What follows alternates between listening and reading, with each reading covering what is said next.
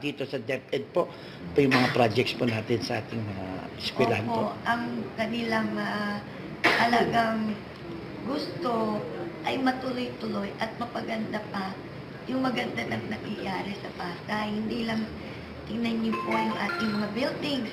Halos wala nang magagawa dito. Lahat na napagawa na po namin sa aming 9 years.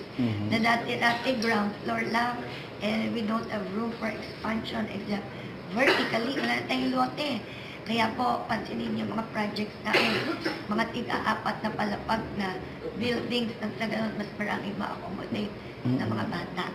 At yung gusto namin na magkaroon ng wifi, yan po, ginagawa na rin yan at lalo pang pagagandahin. At sa mga pinamimigay naman ng mga libro, school supplies, tuloy-tuloy. At ngayon, dahil ini-aircon na ang mga classrooms, meron na-prepare at napag-usapan na namin ni Kuya yung bago mag-eleksyon. Bibigyan namin ng jacket.